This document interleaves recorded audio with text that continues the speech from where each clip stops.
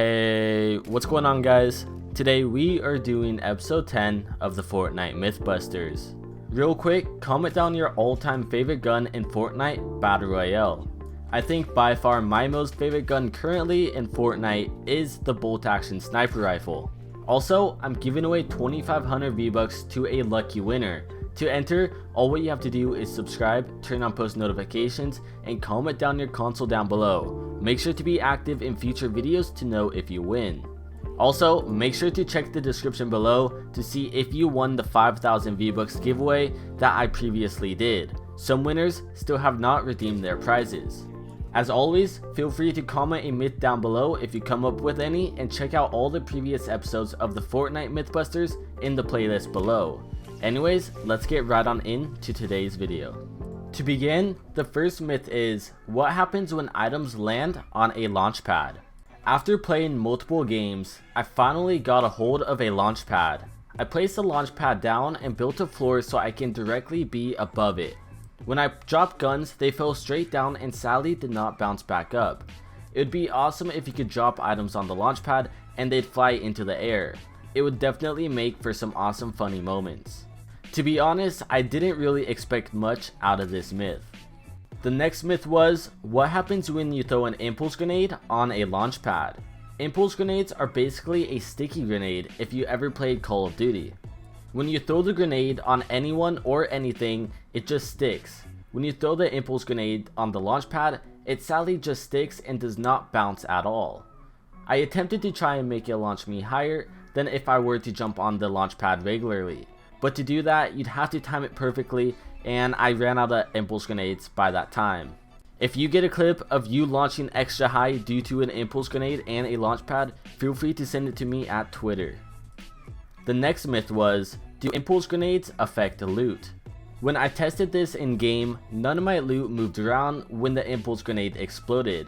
The same thing happens when you destroy a floor underneath the loot. The loot will just float there and not even move at all. This is kinda strange because if you do kill a player on a hill, their loot will actually slide down, but when you throw an impulse grenade on the loot, it'll just stay still. By the loot not being affected, it does allow you to make some enemies with your own teammate like Dakota's did.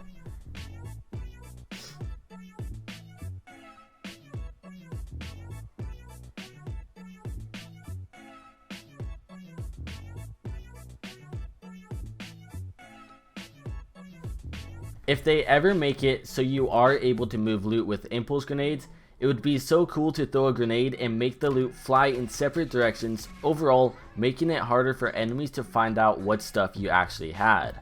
I think impulse grenades affecting loot should definitely be physics that Epic should add into Fortnite very soon. The next myth was, can you destroy a launchpad?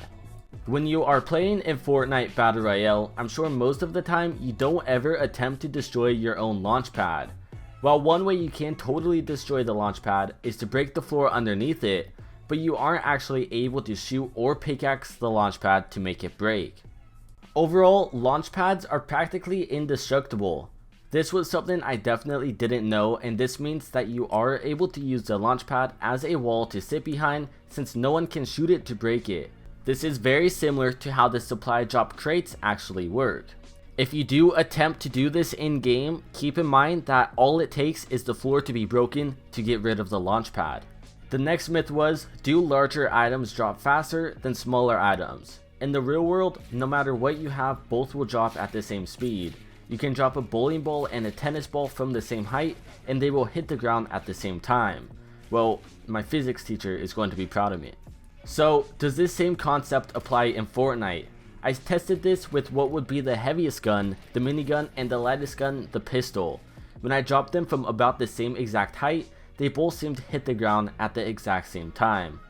Now, I'm curious to see if players drop at the same speed as guns or if items were to be dropped. Now, that's something that we have to save for a future episode. The next myth was, can you hit a sniper shot over 300 meters?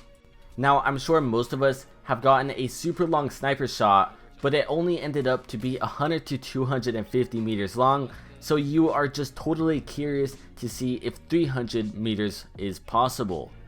A YouTuber by the name of Muzelk Did a test on this and got a 285 meter sniper kill. Anything after what seems to be 285 meters, players did not get rendered in, so is it even possible to get a kill over 300 meters? After asking this question in a previous video, a ton of people on my Twitter sent me links to videos of some pretty insane sniper kills over 300 meters long. I'm going to play a few of them. Leave a comment down below telling me what your longest sniper shot has ever been. I think my longest sniper shot was something around 245 meters. I think it may have been 244 meters, and all what I remember was that I freaked out.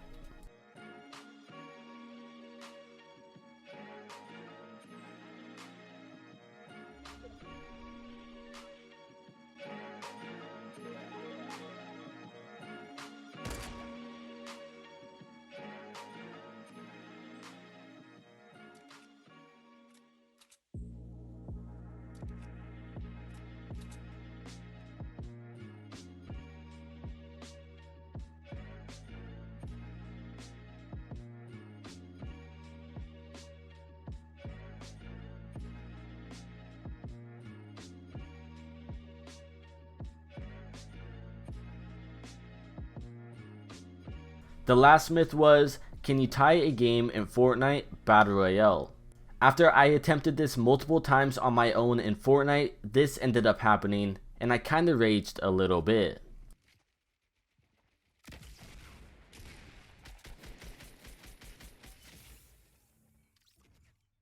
Luckily, I found a clip on YouTube by a user named Project NXT. Project and his friend got matched up together in a solo game and tried to tie the match. At the end of the game, they both stood on top of a staircase and had it break at the exact same time. When they both fell, they obviously hit the ground at the same time, but his friend died first somehow. At the end of the game, if something like this happens, I think it is automatically set to be a 50-50 chance to survive. I wonder if there is somehow a secret screen on Fortnite where it says you tied with someone rather than a victory royale. Anyways, hope you enjoyed today's video. If you did, make sure to leave a like and also subscribe if you are new to the channel. Don't forget to comment down a myth if you have thought of one by this time.